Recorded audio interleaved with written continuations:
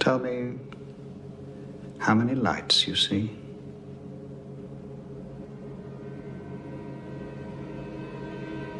How many?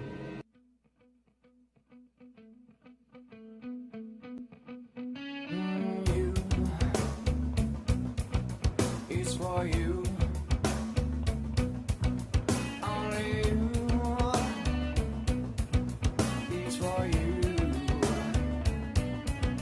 I'll never know, I'll never care, I'll never believe my people. I'll tell you what I say. I'll never lie, I'll never try, I'll never cry for you people. I'll push away as you lonely people keep on running round my door. Yes, you lonely people keep on begging back for more. And I'll cry for you as I die for you. Pain in my heart is real. And I'll tell you now how I feel inside. Feeling my heart is for you. It's for you.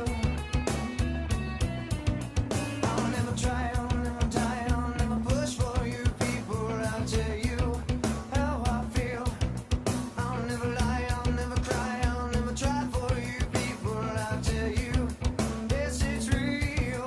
And you lonely people keep on passing time away. Yes, you lonely people keep on passing away. Yeah, and I'll cry for you as I die for you. Pain in my heart, it is real. And I'll tell you now how I feel inside. Feeling my heart is for you. And I'll take everything as it comes my way. Pushing your pain round my door. And I'll cry for you as I die for you. This is blood on my hands are for you. You shiver and shudder, recovers your mother, you feel it. Take control in your soul.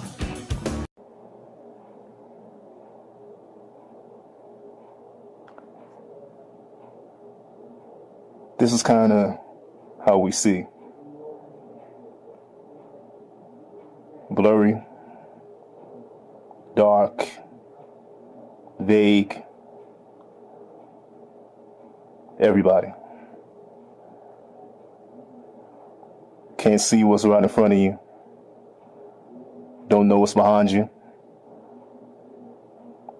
Looking to your right, looking to your left. You're still unaware. So what we're going to start doing is start digging deep. Taking away the blinders, the things that may be cutting off your vision, cutting off your awareness, and stopping you from seeing what's right next to you. A lot of things are going on right now. A lot of delusions, a lot of deceptions, a lot of words, a lot of lies, and some truth. So we're going to dig. In this place, we're going to talk about all type of subjects, far and wide, politics, religion, different beliefs, different understandings. And then we're going to talk about the truth. And we're going to be real. We're going to peel away some layers. And we're going to see where it leads us. One thing we're going to find out, and we're going to make sure, is that more and more people aren't blinded by the lights. Get ready.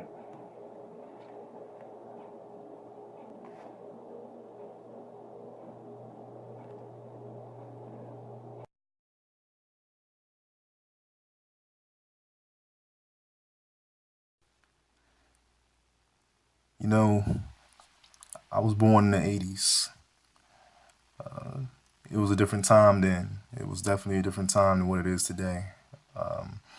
We're living in a time right now where it's so many things going on, so many situations happening.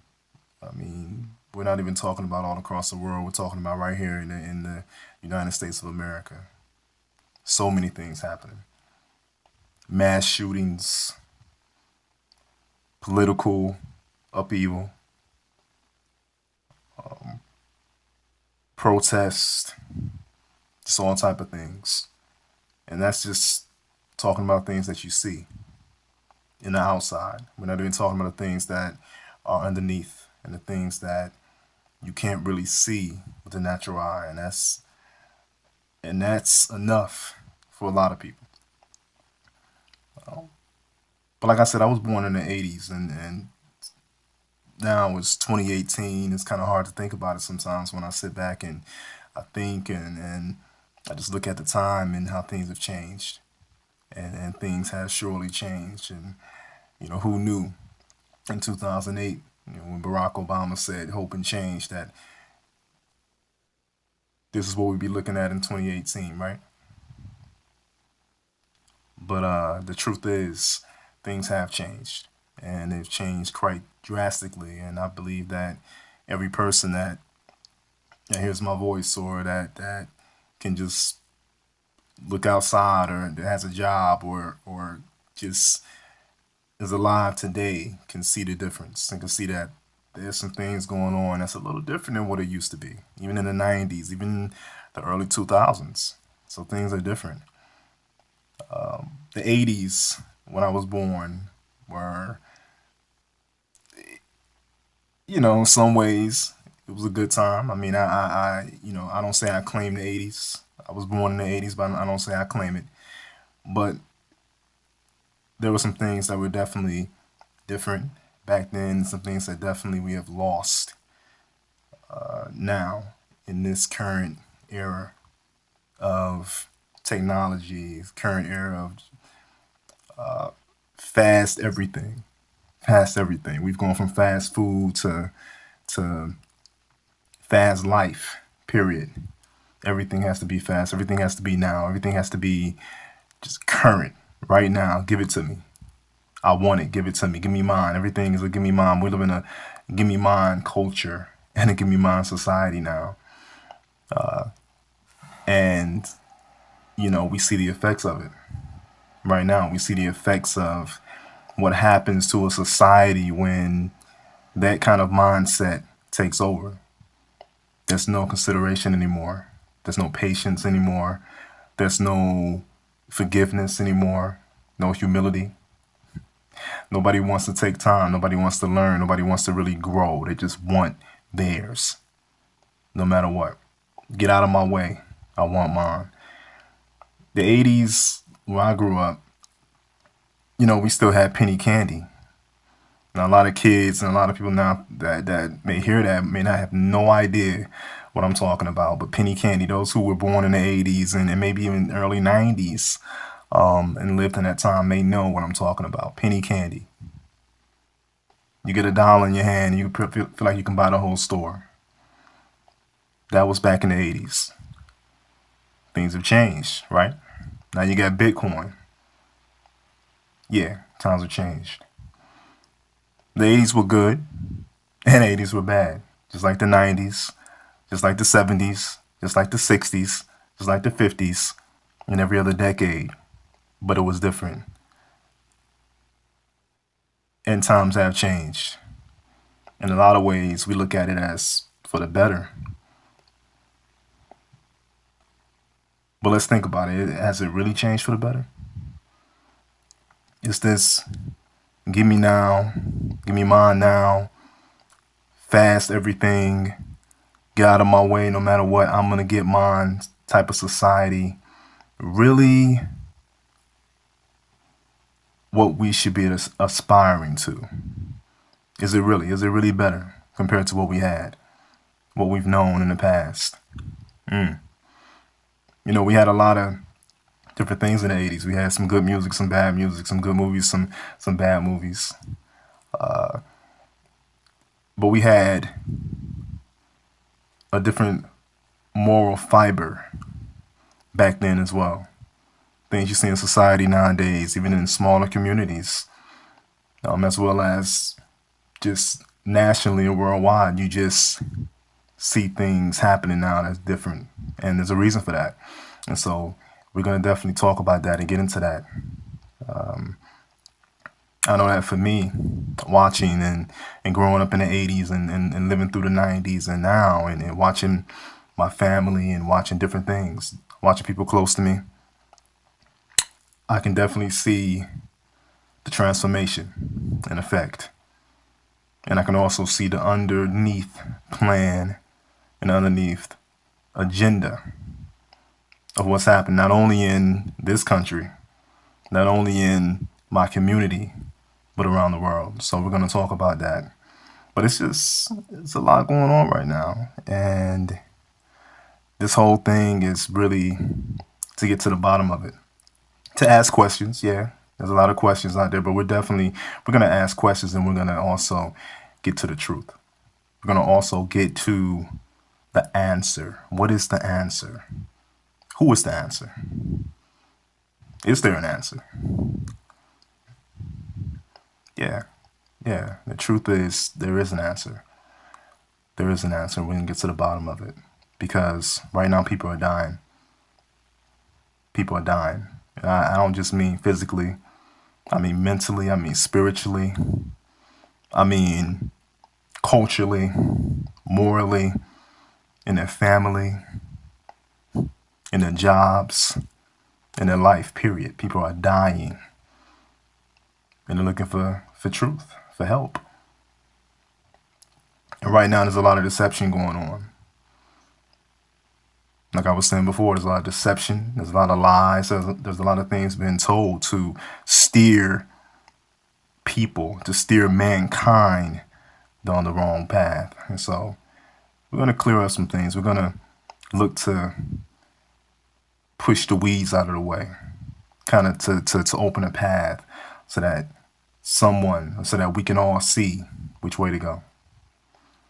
Because that's important, especially now in the times that we're living in, because whether you know it or not, we're living in a late hour, and it beholds every single person to know what way to go, to know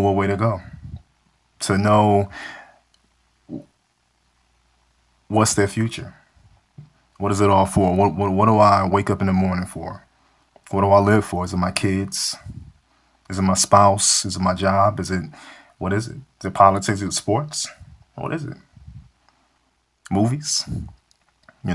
People wake up in the morning and live for a lot of different reasons, but the question that everyone should be asking, every single person is that really worth it? Is it really what I was meant to do? Is it really where I was meant to be? And what's the truth? Not what's opinion, not what my mama told me or my dad told me or what I may have heard in church or on TV, but what's the truth? That's important. And that's what we're going to do. That's where we're going to go. We're going to research that. We're going to dig into it and talk about it and get real and be real about it. Because right now, being real is what's going to save lives. And that's what we want. And so that's what we're going to do. I dedicate this whole thing, first off, to the one who this is all about. The one who this is all about. God Almighty. And we have different understandings. People see things differently and see the Creator differently. But I dedicate this to God Almighty, the Creator, and the one who this is all about. And I also dedicate this to my earthly dad, who taught me a lot, who's no longer with us here, but he still taught me a lot. And so I dedicate it to him as well. So let's get going.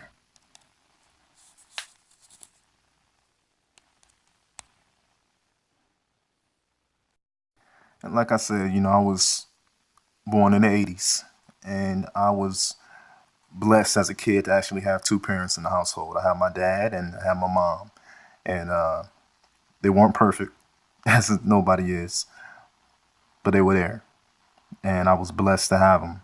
And I didn't know I was blessed to have them. I just thought it was normal. I just thought everybody had a mom and a dad who they could talk to about anything, a mom who they could lay their head on her shoulders and just be comforted. I thought everybody had that until I got older and found out, well, no, everybody didn't have it. And I was blessed. And so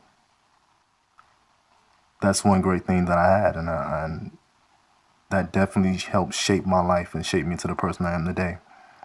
Definitely. And so it matters. My dad was a good guy. He was a good guy. I think if one thing people would say about my dad, it was that he was a good guy. But to me, he was more than that. To me, he was something that this world is kind of missing right now, that this community is kind of missing, this society is kind of missing, which is he was a foundation builder, as all fathers should be. All fathers should be foundation builders. They should give their children or the next generation something to stand on, something to grab onto, hold on to, so that when everything else is crumbling all around them, they'll have that thing to hold on to, and that they'll survive. And that they'll be there after everything's crumbled, they'll still be standing. That's what fathers should do. And that's what my dad stood for. That's what my dad stood for, and I was blessed to have that. But when I was young, though, I never saw it that way. I say that now as a grown man. Like I said, going through my teens, my youth, and everything, I didn't think that. I didn't see the wisdom in different things. I didn't see the truth in different things. I just thought, hey, I was trying to figure out life. I want to do things my way. As you know, all kids do. Teens, when we're young, that's what we do. We grow in wisdom, hopefully, if we want to. If we want to embrace it, if we want to truly embrace it, we grow in it. But when you're young, you live more off of what you feel and what you think and what you want. Like we said before, give it to me. This is the gimme generation. And when you're young, that's how you feel. I just want it. Let me get it, no matter the consequences. But when I was young, I always thought my dad was kind of uncaring, completely unconcerned about how I felt, about a whole lot of things I was going through in my life at the time. Especially how I was perceived, about how I was being treated daily at school in different ways, especially at school. And we talk a lot about bullying nowadays. There's campaigns against bullying. There's apps for bullying. But when I was a kid, there was no apps for bullying. We didn't have an app. We didn't have too many campaigns. We just had to deal with it. We either fought, got into trouble, or we just sucked it up. Called be a man about it. That's just kind of what we did. It was the culture. But my dad was something different. He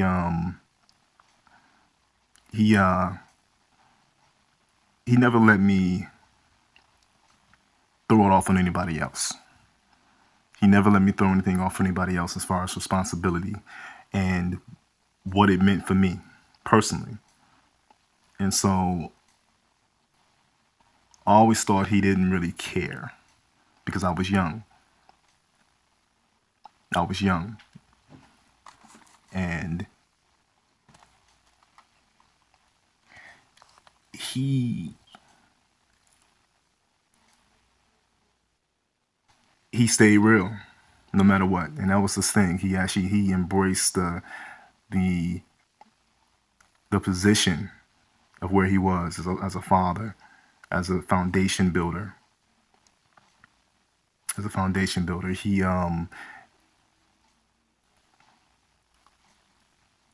He embraced the truth. And that's what we're talking about right now. We're talking about the truth. What is truth? Is there truth? What my dad did for me was he embraced the truth. No matter what, no matter how I was feeling, no matter what happened, no matter who started the fight, who saw the situation, he always came back with the truth. You know, the young are often neglected. Talking about the young.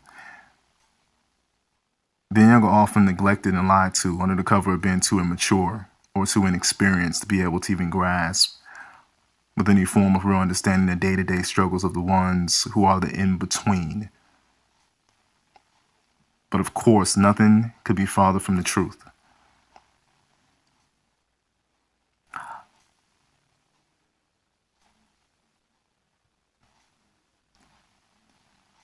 Of course, I didn't know it, but what comes with youth, much like with old age, I don't know, I'm not old yet, thank God, but I'm growing, old in mind, in the spirit.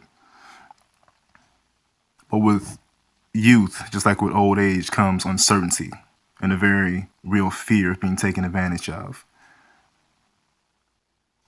As I said before, the youth are often neglected, and we think they can't grasp what grown-ups deal with. And this is one of our fundamental problems that we deal with in society right now. We think that the youth don't go through these things. We think that the youth can't grasp some of the things that are going on. The issue, a lot of times, what we're seeing is that the youth are often grasping things quicker and more readily than the so-called grown-ups. And so this is an issue that we really have going on. And it's a problem. Throughout every ethnic, racial, and dividing line of nationality, children are naturally known to be highly curious and inquisitive almost from the day of birth. The only thing that stops and stifles that innate search for truth and the real is us. Under the mask of protection and sometimes direction, the consequences of that almost inhabitual habit of pushing and leading through misdirection and cover-up often has quite unintended results for the child and society at large. Being led by our desire to protect and direct, we minimize the struggles that every living person without exception faces every single day. And therefore, we sometimes unintentionally and sometimes very intentionally minimize the very child that we deem so important and precious enough to protect. Truly, like I said before, this is a mistake, and this is a big one that we've been making as grown-ups, as so-called grown-ups. This is what's been happening. Now, as I mentioned earlier, my dad was very tough on me when I was younger, or so I thought. He would never allow me to blame others for how I reacted in any given situation. He never let it matter if the other person was right or wrong in their action towards me. The only thing, and I do mean the only thing, that he let matter at those times was what did I choose to do. In other words, how did I react or not react to what was said or done to me or someone else in my presence? You know, thinking back on those times of great emotional turmoil, I understand now why in those moments of personal trials and tribulations that I was trying to navigate through as a young man with either greatness or disaster at every turn that I made, that my dad was placed in the most important yet least enviable position that there is on this great earth. Truly. It's the position of the truth teller. The truth teller. It's one of the greatest positions that there is. And it's one of the greatest positions that we're sorely missing today.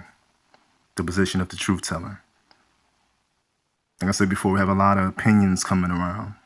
People talking about a lot of different things, grasping different beliefs and myths and structures and all type of things. But the truth teller, somebody who's going to stand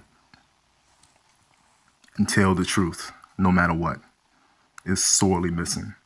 Somebody who's not going to compromise, who's not going to give in or quit, is sorely missing. They're out there, but it's very few. And this is what's going on. And that's what a father is meant to do. And so we're seeing the breakdown of the family And it's for a purpose. Now, we're just on the surface level right now. We're going to dig deeper, but it's for a purpose. And that's a big thing. When you remove the father from the family, in a society, in a home, in a nation, in a world, there are drastic consequences, period. Now, the meaning of truth cited by the Webster's Collegiate Dictionary is as follows: sincerity in action, character, and utterance. The state of being the case. Fact, the body of real things and facts. Actuality. So that's the meaning of truth. Now the meaning of teller. Remember, we're talking about truth tellers now. It's stated as this: one that relates or communicates, one that reckons or counts. So by taking in and dissecting the very meaning and the purpose of these two words, we can obviously see that the job of the truth teller is to be the voice and living embodiment of actuality. No matter how much they may wish that it wasn't so, it is being the very opposite of an emotionalist. Is it any wonder then, like we were talking about, why our society at large is so emotionally damaged and out of whack, caught up in an ever-increasing wave of emotionalism at exactly the same time that fathers, just like we were saying, the foremost intended truth tellers in every person's life, are being taken away, snuffed out by a wide variety of culprits. The loss of their truly distinctive shaping effect on a social society being seen and felt more and more by all each and every day.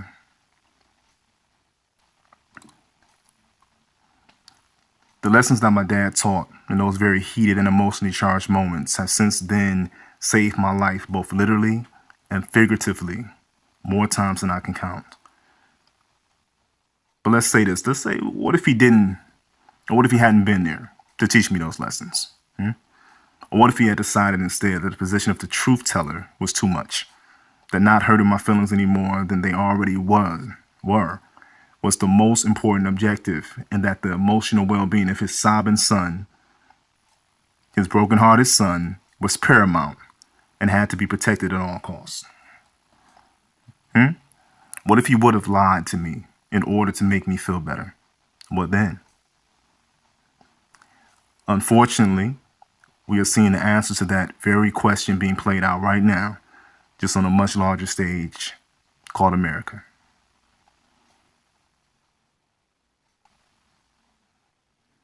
Absolutely. Now, when I used to get into fights at school, I never thought it was my fault. I never thought the fight was my fault, ever. I never thought I had a choice in the matter whether or not there would be a fight. In my eyes, it just happened. And it was always, always, always the other person's fault. Always. Now, my dad never ever saw it that way, even if it really was the other guy's fault. Instead, he showed me that no matter what the other person did or said or didn't do or say, I always had a choice. And that choice was mine alone. In short, I owned it. I owned it. And that's a big problem of what we have today. We don't own anything anymore. Nobody owns anything. Everybody blames, everybody points, everybody pushes off responsibility, pushes off ownership onto something else, onto somebody else, onto a situation, onto something that wasn't done or was done. Nobody owns anything anymore. There's no responsibility.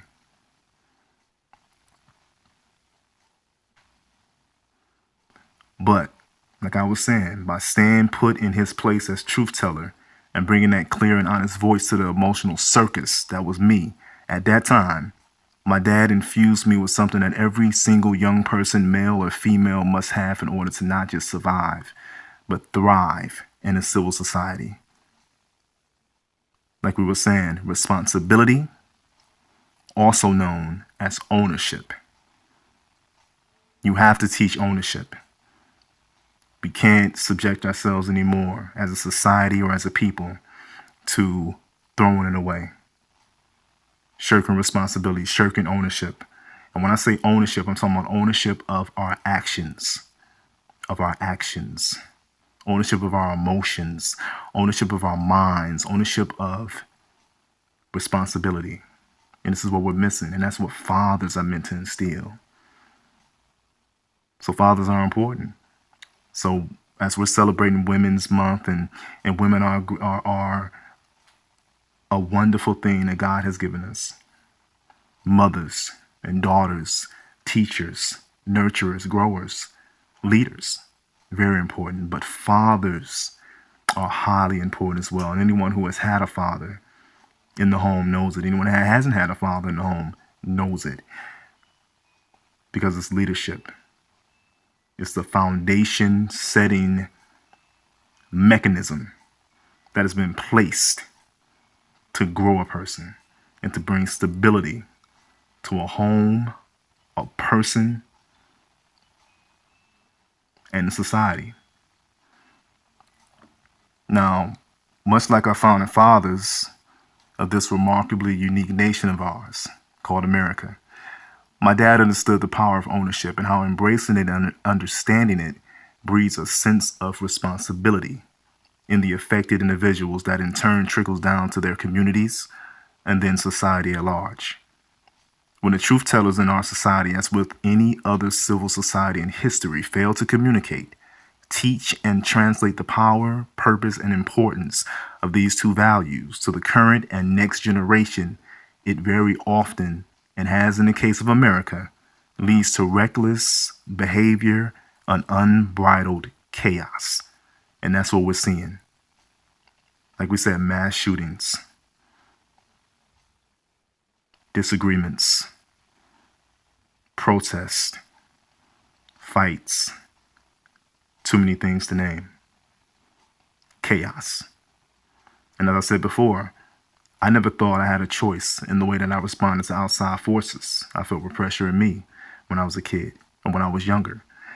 Even things that I thought were forcing me to behave in a way so contrary to my very thought pattern and upbringing when I was a kid.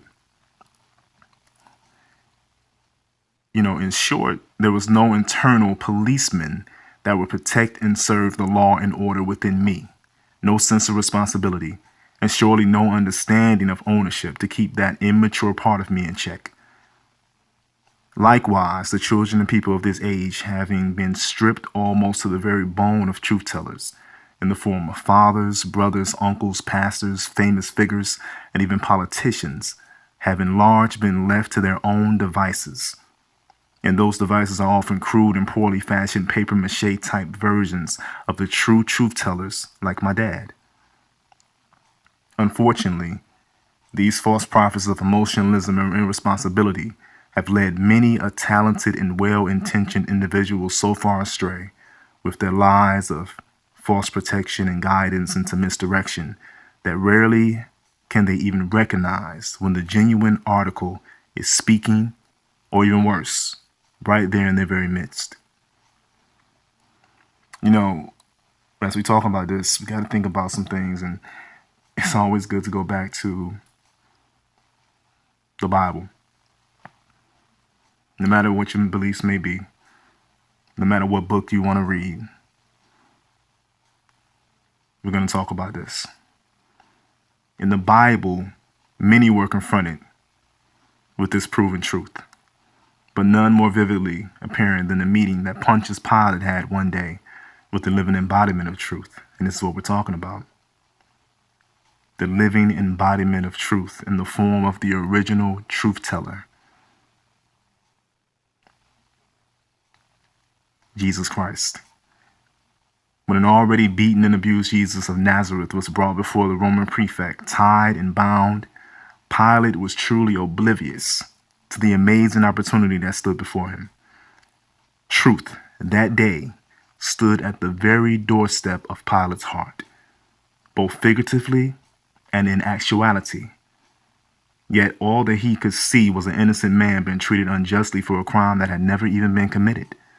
Nothing more, nothing less.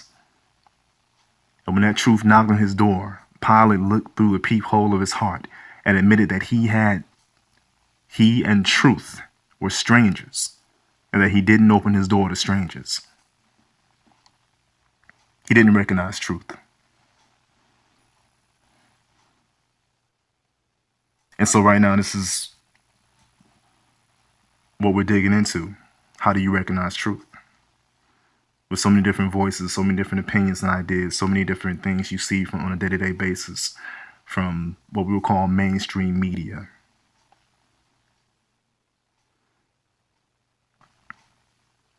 From just coming in contact with people and having conversations. How do you know what truth is? How do you recognize truth when you see it? Well, Pilate didn't recognize it, and he was staring the truth right in the face. Right in the face. Talking to it. Talking to him. Didn't recognize it. Think about it.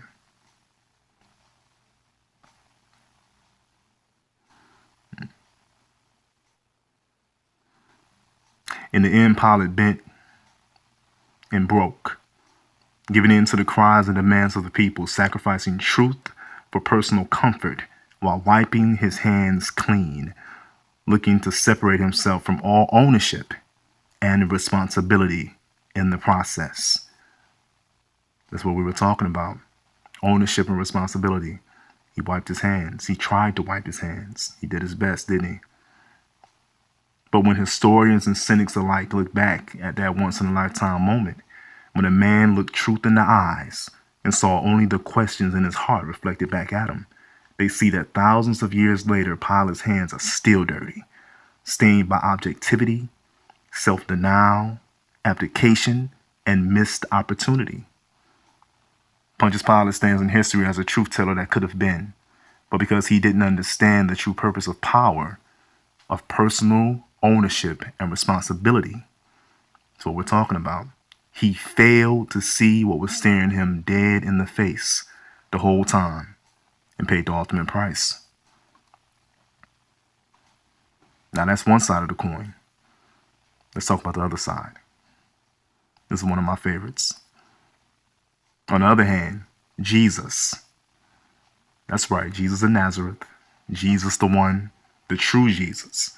Not the one that we put in movies, not the one that we put on the wall, not the one that we normally talk about, but no, Jesus, who stood for the truth, no matter what, against all odds. That Jesus. That's who we're talking about.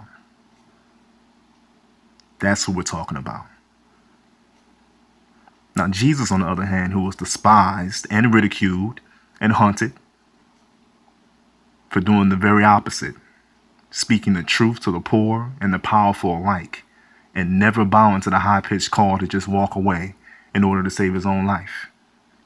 He was found guilty and put to death for being a truth teller, never once shirking his responsibility, though, to fulfilling the very purpose that he was there to achieve. The Bible says that Jesus despised the shame of being found guilty and sentenced to death for telling and being the absolute truth, which meant that he refused to be ashamed of the purpose and choice that had placed him in the role of the truth teller. In other words, he took ownership of who and where he was because of the choices that he had made. Now, there lies a great key to embracing the position and responsibility of the truth teller, knowing without a doubt that the cause and effect of standing and remaining steadfast in the truth, even against the push of an angry mob filled with and being driven by intense emotionalism, is in the end what saves us all from self-destruction. Jesus didn't have many, if any, to come to his defense as he stood his ground as a truth teller. In fact, even his closest friends were ashamed of him and the truth that he was and represented. Instead of embracing him and standing their ground together in belief of the truth that ran in the opposite direction to what they stood for, they got scared. They didn't believe. They didn't grab onto responsibility. And they went the other way. And they were soon apprehended by the three-headed monster of fear, shame, and regret. And so as it was back then for the first true truth teller, so it is even today for all those who aspire to follow in his very distinct footsteps.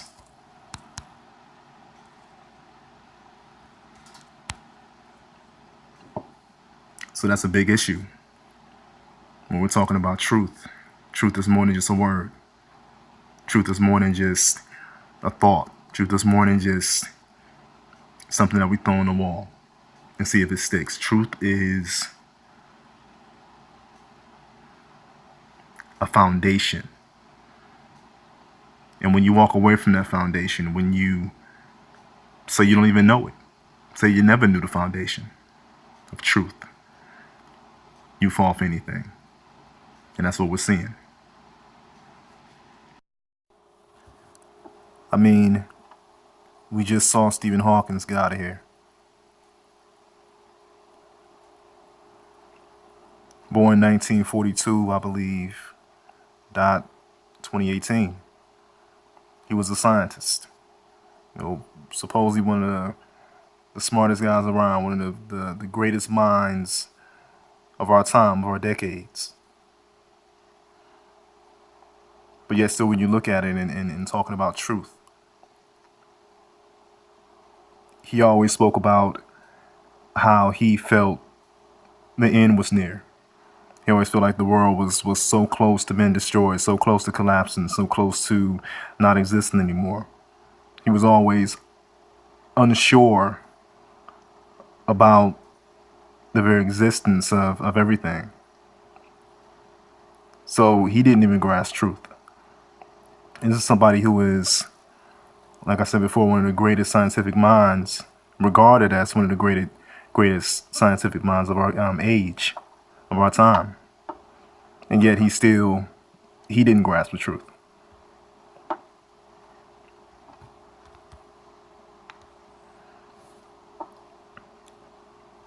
So what do you say?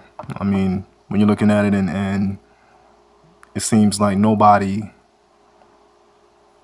really embraces that thing that we call truth. Nobody really stands on it. Everybody's kind of unsure when it comes to it. Everybody has their own opinion, like we said before, but yet there has to be a truth. If there's no truth, then there's no foundation. And so that's what we're talking about. There has to be a foundation. If there's no foundation, a society cannot stand, and it will collapse. So that's what this program is about. That's what these videos are going to be about. It's going to be about truth. It's going to be about getting to the foundation of what truth is and how to stand when everything is crumbling all around you, because we all go through things. Personally, I know I go through things, and I know I'm not the only one. Every single person that's on this planet Earth that has lived or ever will live have gone through situations and difficulties and times and hardships and just life. Some have made it to the end. Some haven't made it. But there always stands one fundamental question: what is truth? And so, like I said before, we're going to dig in this program. We're going to dig. We're going to talk about different things, a wide variety, a wide range of subjects. And we're going to get to the bottom of it. Because the foundation of what truth is, and the foundation of what keeps a stable society, a stable community, a stable person is important. So this is only round one. Round two, soon to come.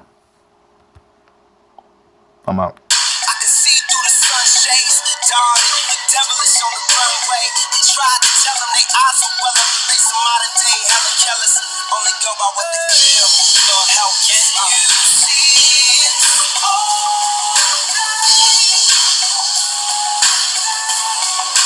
And it breaks my heart to see you gone away. How many lines? This is your last chance. The guards are coming. Don't be a stubborn fool.